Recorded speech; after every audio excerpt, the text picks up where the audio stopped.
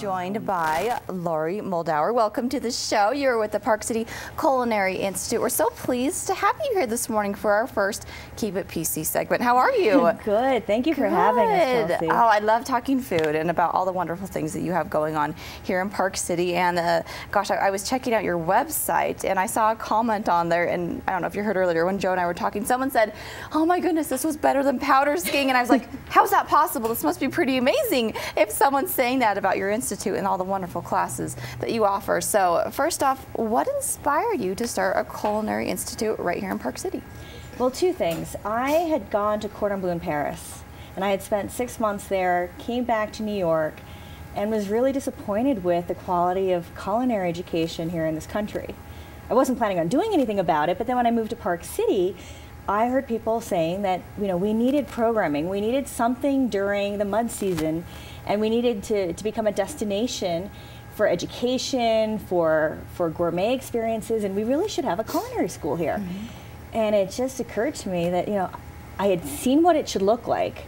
I knew exactly how to do it because I had a finance and operations background, and it didn't seem like anyone else was working on the project, and the community gave me a ton of support, so I just started working on it. And that's how it got started. It's only been a few months now. It's pretty popular. I mean, we just heard the great news that Park City Culinary Institute, you're moving to Deer Valley. Tell us about your new facility at the Deer Valley Club. It's tremendous.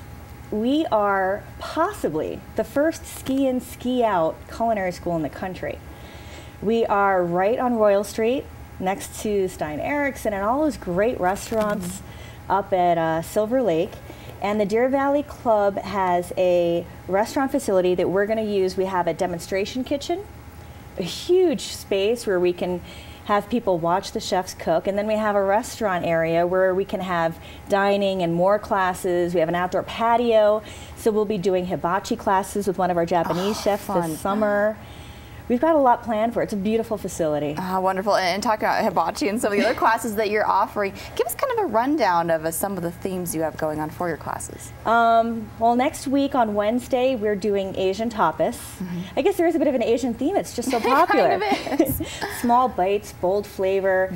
We've done a lot of sushi, and we keep getting asked to do more.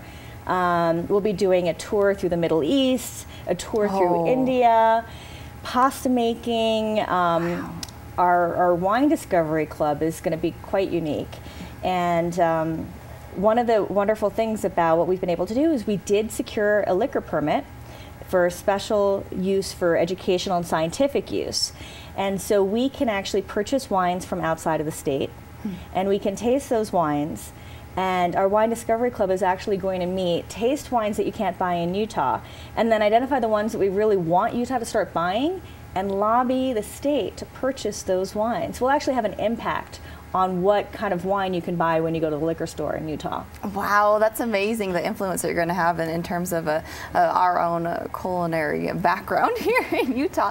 And in terms of the actual classes and the chefs that you're bringing in and utilizing to teach these courses, tell me about some of the chefs that you have. Sure.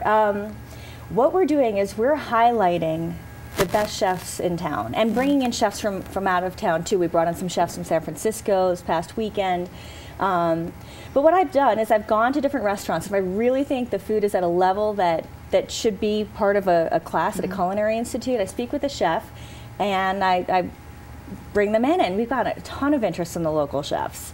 Umang Gahari is doing a bunch of classes for us. He's opened up Ritz-Carltons all over the world, in Shanghai and in Dubai. I mean, big places. And he's got a very great traditional training.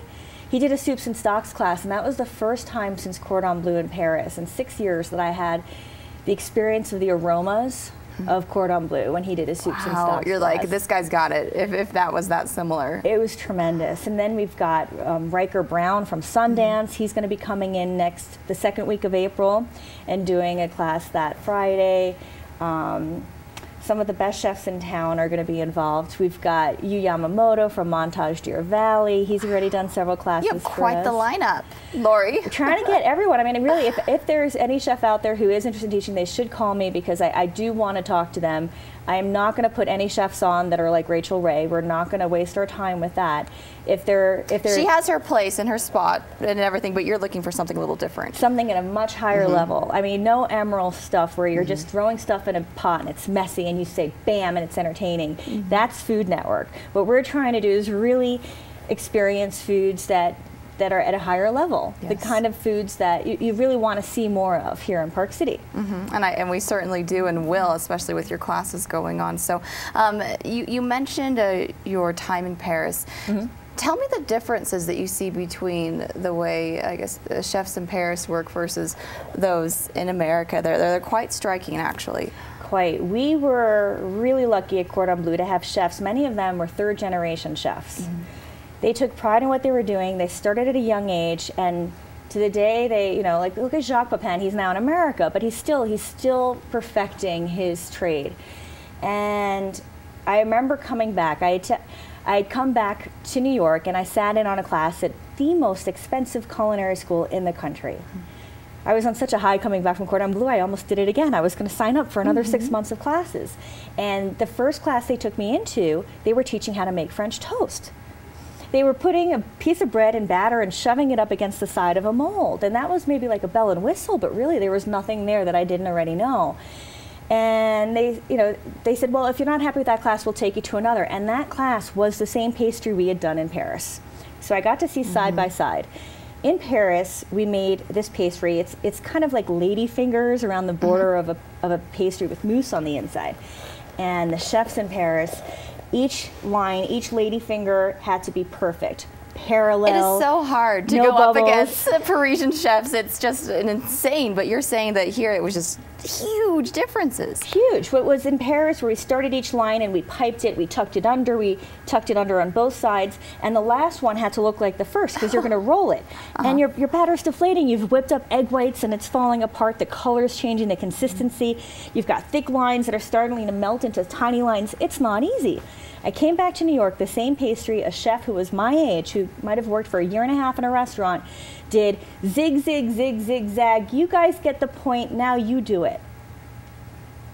That was the difference. And that's the potential, if that's what's going on in culinary schools in this country. And I've heard that over and over again from the chefs I've been interviewing and hiring.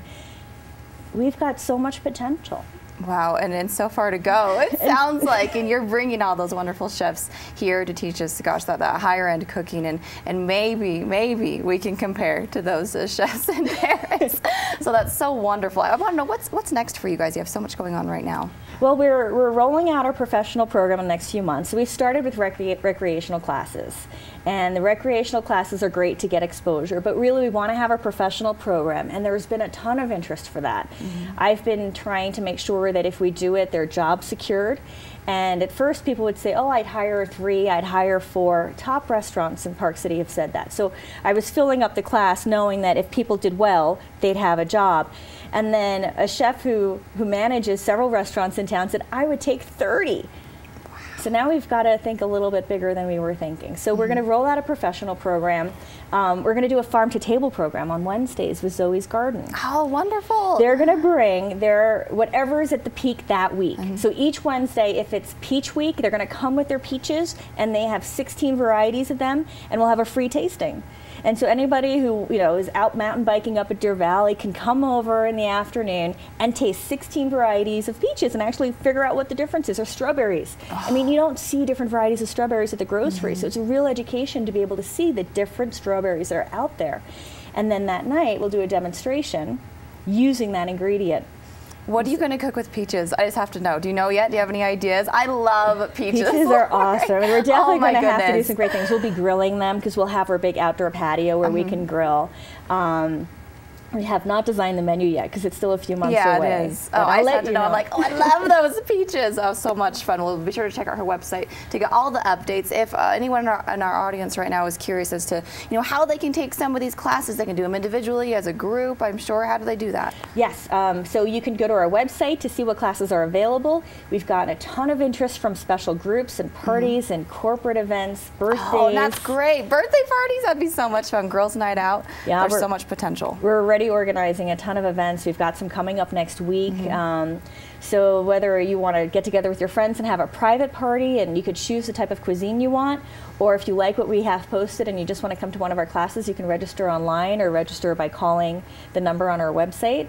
All right. And very good. Yeah. Well, Lori was so kind to do this giveaway. So this certificate entitles the bearer to buy one, get one free for any culinary class this spring or summer. I'm going to be giving this away at the end of the show. So stick around. We'll have a trivia question for you. And remember, you just go online to PCculinary.com for more information. Lori, thank you so much for joining us here this morning. Good luck with all your future endeavors with the Institute. I mean, gosh, I'm so excited that you guys are here. I hope people take advantage of, the wonderful education and services that you're offering. So thank you. Thank you. You'll have to come for a class. Oh, I certainly will. It sounds like a blast. Well, we'll be right back after this quick break. We're talking with Danny from Dancing Hands.